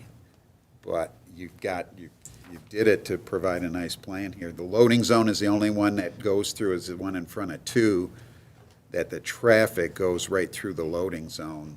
But there's so much there, that's why I wanted that distance. 59 feet yeah, there's, gives you plenty for two-way traffic still. So I don't know if the line just needs to be modified. It's not a big thing. The Yeah. main thing is they're gonna go wherever they stay away from hitting somebody in the loading zone. So I'm okay. I think it's beautiful. And keeping the buildings together, you met the building codes correct. by not having the short distances between buildings. So, did a great job. Thank you. And all the portable storage was eliminated, correct? Correct. Okay. Just, Go ahead, Commissioner Farina. yeah, just public safety did approve the turnability and maneuverability for fire trucks in the emergency there. And there is a written report. That was at ZBA. Okay. Any other discussion? Now, if I understood Commissioner Warnick, I think if we go for approval, we're adding 2 conditions. I believe we're going to have to waive the requirement for the dumpster. Is that correct? Mr. Andrews? Or is that not even I necessary? asked Mr. Lippman whether there was a requirement for that, and he indicated that he thought that that was something that gets decided on a case-by-case basis. And Okay, so no need to put it in a motion? if, I don't think so. if it turned out that they got a tenant that generated waste or whatever, then as part of their review process for that, they potentially have to put in a dumpster. But Okay. if there's not any need for one. The only problem is the plan does show one on Well, I think for that, the drawing. If we could do something to I verify. think the plan should be adjusted to delete that, so that somebody doesn't think that there was a requirement that wasn't satisfied. Okay. So, Shouldn't be a big deal, right? We can revise the plan per tonight's, Because if there's a detail of a dumpster, then people think there's gonna be a dumpster.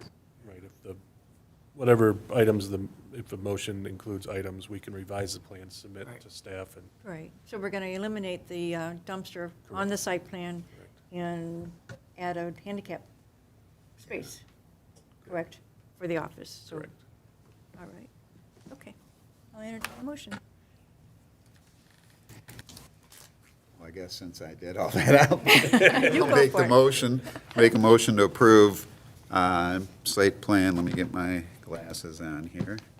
And it's site plan SP 22-08 at 31475 Utica Road for Devon Storage, as submitted today, the June 7th,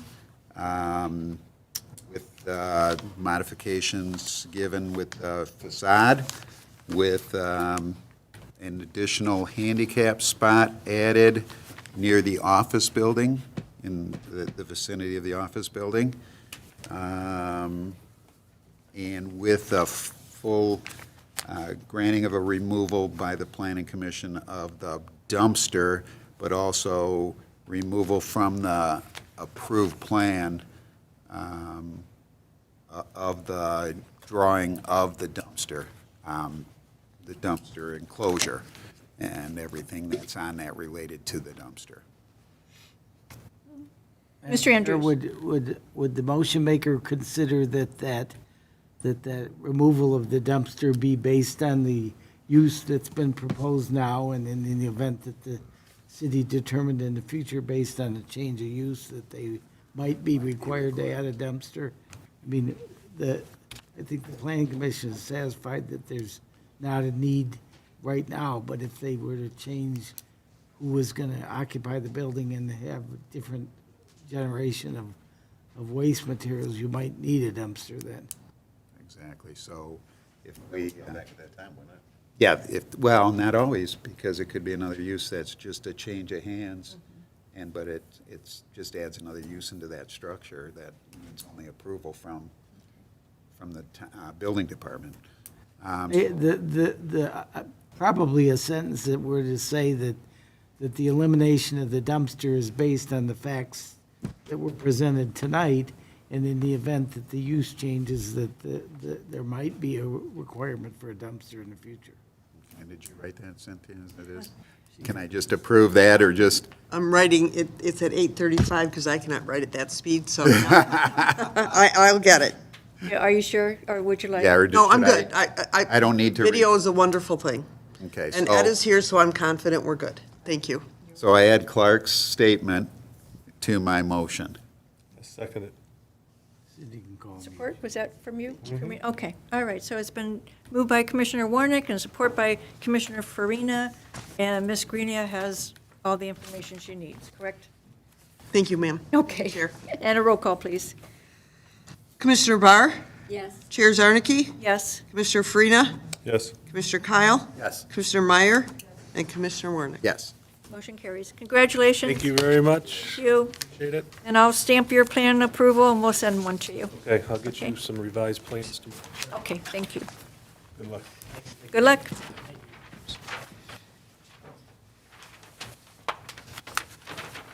Agenda item 8, public communication on non-agenda items. I believe there are none.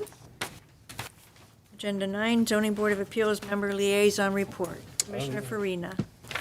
There was no business on our regular meeting, but Myers has come in and asked for a special meeting.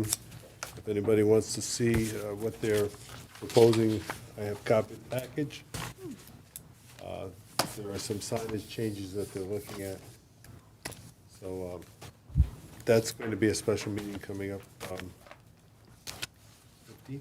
20th. 20th. June 20. Right. So anyway, what we did have at our last meeting was Devon Storage, and we had Smokey Joe's shop across the way. He was not granted a variance for an additional sign, but we did allow and grant him a variance to accommodate the sign he does have, because the council told us that if we didn't, he would have to tear it down. And it was a mistake that was done by McKenna, and we cannot go back and fix that mistake and hold him.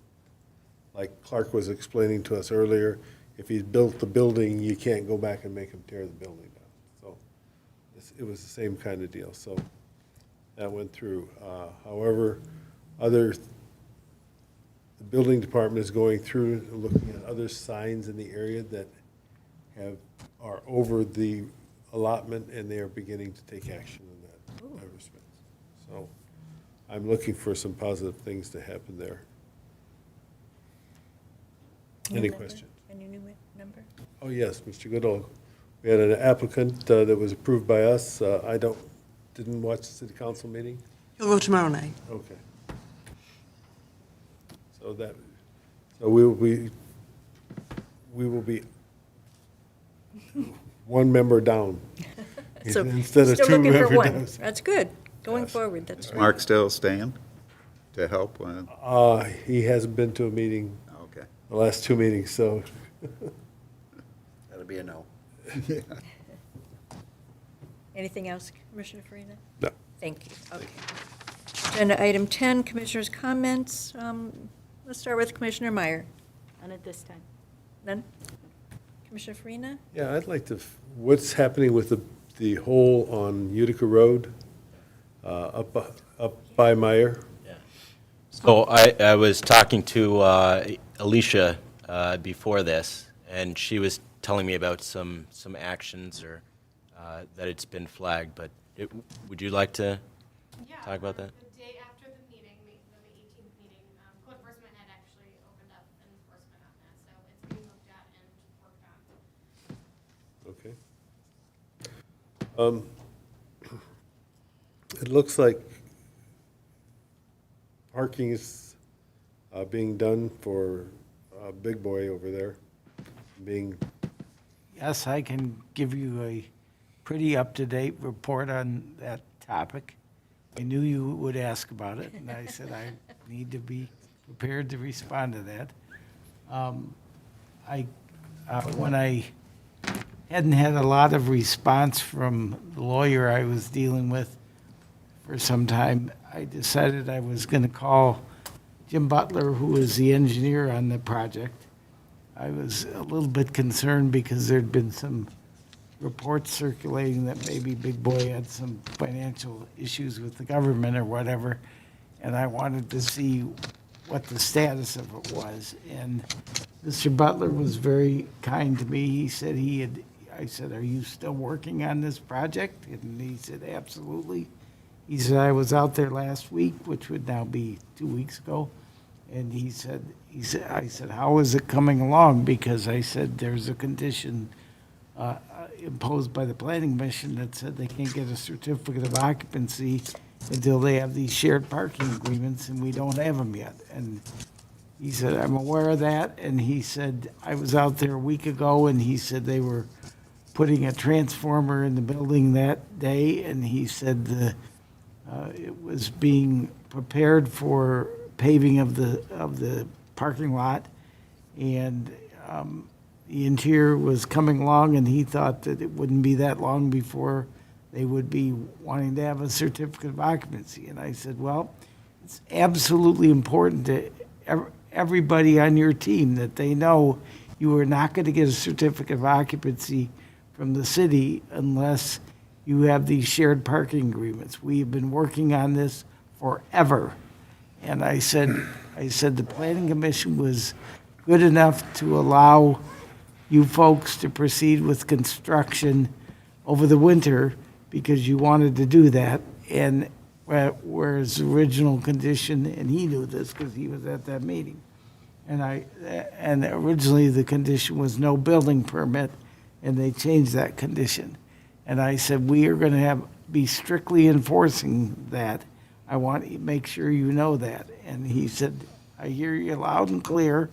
And I said, I will personally call the building official and the planning people to make sure that everybody on the team, because there's been some changes here along the way, I want to make sure everybody understands, because this is not going to slip through the cracks. And I said that and when they say no certificate of occupancy, to me, that means no certificate of occupancy. It doesn't mean a temporary is okay or whatever. That means no certificate of occupancy. And the person I talked to at McKenna, who was doing some of the building stuff, said that I'm not familiar with the whole history of that. And I said, I understand that there's a long history on this, and I'm sure if you're going to look at the whole thing, it's going to take you a long time to read through it because there's a lot of stuff to it. But I said, where we are now is that the Planning Commission has said that they could get a building permit to start building over the winter, but they could not get a certificate of occupancy, and their lawyer, Altinia Candravis, was the one that proposed that condition, and the Planning Commission blessed that condition modification. So I said, I want to make sure there's no misunderstandings. We've had a lot of communication about this and not a lot of action, and I want to make sure everybody understands that. And I had a kind of a terse communication with the lawyer, and he felt like I was micromanaging this, and I said, I am not micromanaging this, but the Planning Commission gave you guys a significant break to let you build through the winter because everybody wanted to see this project move forward rather than sit on hold and possibly jeopardize it ever being built in at all. And I said, now it's crunch time, and you need to come up with what, and I want to make sure you understand that there will be no certificate of occupancy, no temporary, no anything. He said, I understand that.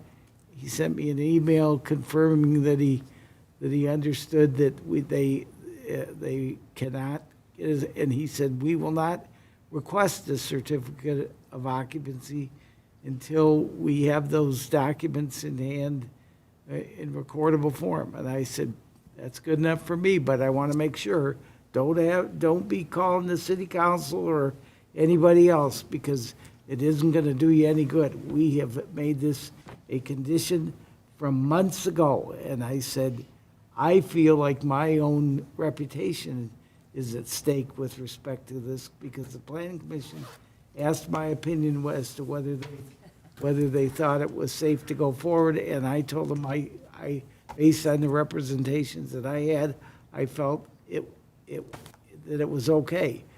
I'm disappointed that we are where we are now, but I think there's no question that they have a nice building that is ready to be occupied. I went there this morning to look at it myself.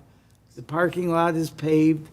the interior is an attractive building. It's not completely, all the furniture and stuff isn't in there yet, but you can get a feel that it's going to be a nice-looking building on the interior. And I said, they are not going to be wanting to be in a situation where they are ready to occupy that, and they can't occupy it because they haven't done what they were supposed to do. They've had plenty of time to do it. I'm done harassing anybody about it, but it's unequivocally clear to them that they know that they have to do that, so. We appreciate your follow-through, Mr. Well, Andrews. thank you. I'm frustrated, as you guys are, and they're big people. They ought to be able to follow through on their responsibilities. And I told the superintendent when I was there this morning, I said, I want you to understand that you guys are not going to get a certificate of occupancy for this building until those parking agreements are in place. And he said, I'm aware of that.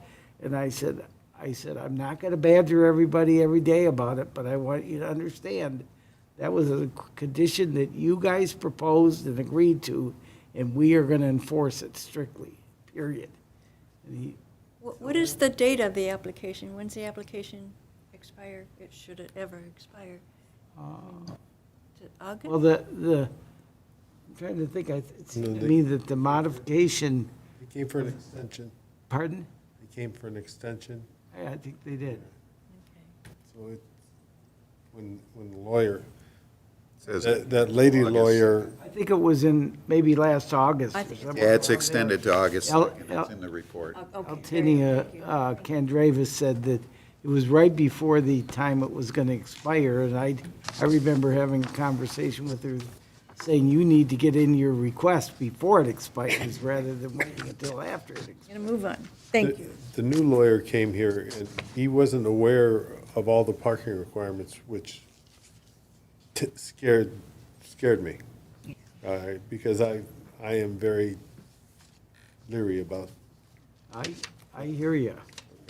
Keep our fingers crossed and hope it goes as planned. Okay. Okay. Commissioner Kyle? I have nothing. Nothing, Commissioner Warner? Do we have to accept and file that monthly report? No, I don't know. We're good. No, we're good with that. My only thing is the planning commission approved back when we had the sinkhole. We approved a biofilter system on 15 Mile.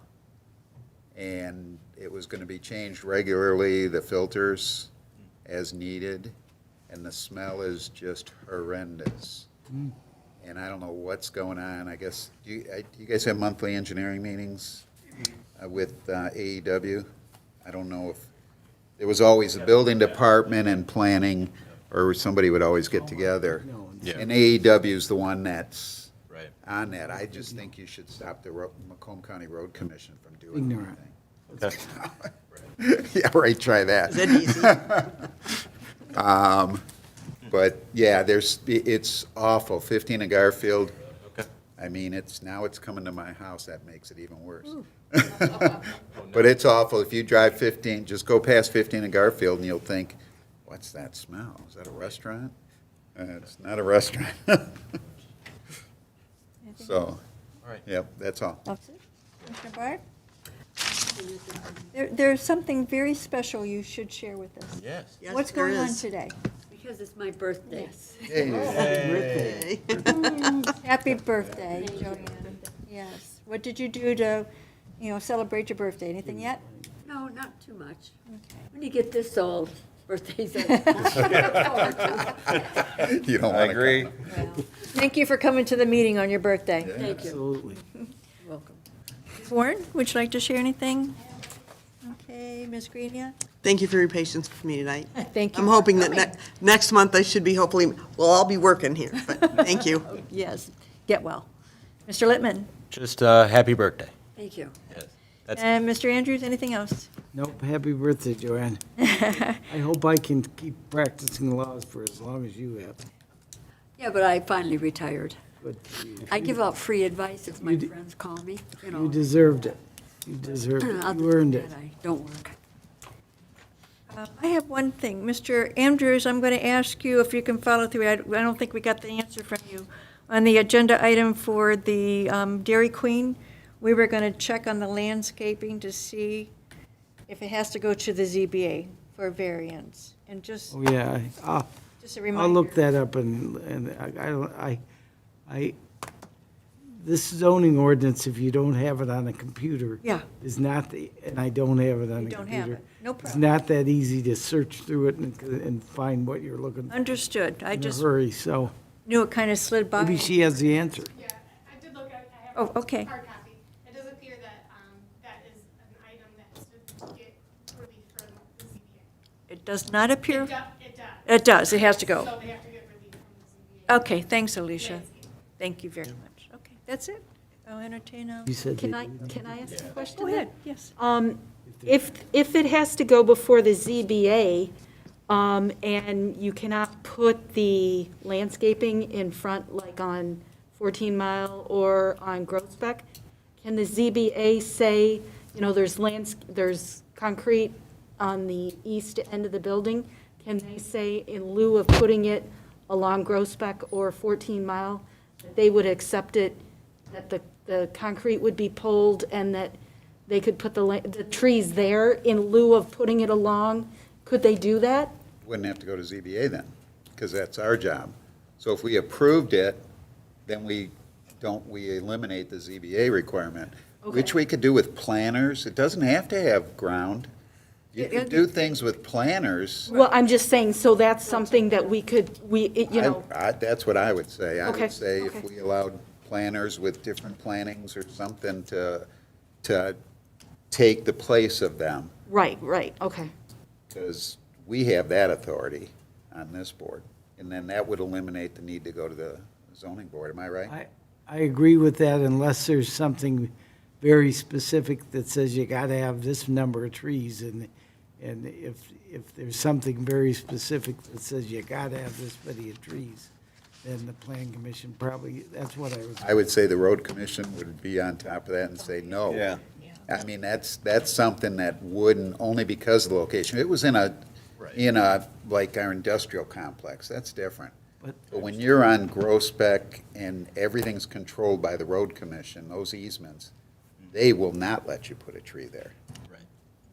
Well, they might not, I think you're right about that as it relates to the area that's in the right-of-way, but usually the landscape requirements are not between the front property line and the curb, they're between the front property line and the building. Now, in this particular instance, there isn't a lot of room there. Right, well, that's why I was wondering if, I think Randy's absolutely correct that the road commission is not going to allow trees to be located in their right-of-way, and depending on how the ordinance is written, in terms of flexibility, given the planning commission, a determination would need to be made as to whether they have to, if there's something that says you got to have one tree for every 30 feet of frontage or whatever, and they say, we don't want to put in any trees, we want to put in low bushes, I think that, my own opinion is that that would be something that would require a variance. But if there's something that's more discretionary and the planning commission can kind of adjust with it, then I think they could do that as part of site plan review. Well, and that's exactly what the ordinance says. It says one tree must be planted for each 30 linear feet of frontage. And if they were going to eliminate all the trees, then, in the frontage, then I think they'd need a variance for that.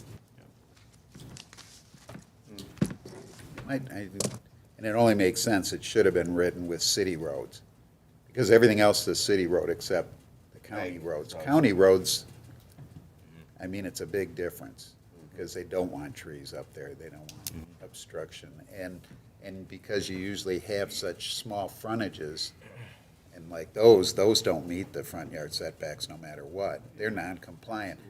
You try to put one, well, you took up their parking space, or the area that a car's gonna travel. So there's really some common sense stuff, I think, too, but it should be more specific in the ordinance if it isn't. It should be city roads, because the whole industrial complex is city roads. So as long, if the city owns them, that makes more sense. We want to dress the city up in that. We just don't have control along the road, the county roads. So, something maybe to look into, Right, and maybe a change in the ordinance. changing the ordinance if that's the case, yeah. Right. Okay. Speaking of ordinances, That's Commissioner Farina. sign ordinance. Yep. How are we coming? I talked to Mr. Denault about that yesterday because I knew that that would be a question that would be asked. And he is still in the process of reviewing it. He said he would be prepared if you wanted to have a discussion about it. Not necessarily everything that there is to be done on it, but at the July meeting, if you wanted that, or we could provide some sort of written summary of what we've done so far, but he said that he is proceeding forward and he'd be happy to, he said that he would prefer, I guess the zoning board also wanted to be involved in this, and he said he had no issue with that, but he felt that he wanted to have a discussion first with the planning commission about it before they had a joint meeting, is what he told me. That's fine. I'm just asking, where do we stand? Because what are we going to see? Are we going to see, this is the way the ordinance is changing Well, what we have, or? Let me tell you my thoughts about that, and Well, let me tell you what I'm expecting, okay? I mean, and what we talked about when you weren't here was an outline of how the sign ordinances differs from our current. But I thought the planner would do that. I didn't know well, this is kind of a weird situation in the sense that when the U.S. Supreme Court struck down that community's ordinance, it basically made illegal virtually every sign ordinance in the country. And I've been practicing law a long time. I don't ever remember a U.S. Supreme Court case nullifying every community's ordinance all at one fell swoop. So the practical side of it is that what the Supreme Court said was what basically gutted every ordinance in the country as far as the way they were written, is that typically sign ordinances had a lot to do with the content of the ordinance, and you would regulate a political sign different than you would a business sign, and they don't allow you to do that anymore. And so as a result of that, it's a very substantial, usually when we amend an ordinance, we show you in a tracked version, this is what it used to be, this is the language we're changing. That doesn't work very well when you're throwing out the whole thing, because what happens is you give somebody a tracked version, and everything that's in it, as it's currently written, is struck out, and everything that is new is underlined in blue, and you say, well, that doesn't tell me anything. So I was gonna tell Don, and I didn't have a chance to talk to him in this much detail about it, but he loves to do charts, and I think that this would be a ripe situation for us to say, this is how the current ordinance handles this particular topic. This is how we're doing it in the new ordinance, because a tracked version with underlining and strikeout is going to help you guys zero in terms of trying to understand what the changes are. Exactly. Does that make sense? Yeah. Okay. I'll talk to him about, he loves to do charts and he's good at them, so I'm gonna tell him, you guys wanna know what's being changed so that you have a easy way to see, this is what the law is today and this is what it will be, this is how we're gonna regulate that topic after we adopt this new ordinance. Fair enough? Is he gonna come then in July? Is that what you're saying? I told him that I thought when it got to the the sign one, that either he needed to come or he needed to give me or Alyssa or whoever's coming a very thorough crib sheet to work from, because I said, you worked on revising sign ordinances in other communities, and I said, I don't want to start from scratch, and the reason that I asked you to work on this was because you had done an ordinance for Sterling Heights already, and it made sense to have you work on it rather than have somebody that would have to go back to square one. And he agreed with that. That's the most efficient way to get a new sign ordinance for Fraser. All set? Mm-hmm. Ready for a motion to adjourn? I move. Support? We don't need roll call. All right, it's moved by Commissioner Farina. We'll give the support to Commissioner Barr to adjourn the meeting. All those in favor say aye. Aye. Any noes? Motion carries. Time is it? Oh, you know what? I'm sorry, guys. That was weird. Getting through it. 9 o'clock. So it was very nice meeting you in person. Very nice meeting you in person. Thanks for meeting with you. It was so long. And we're on our way to the Dairy Queen. Working with you and talking to you about things. I mean, just to get that.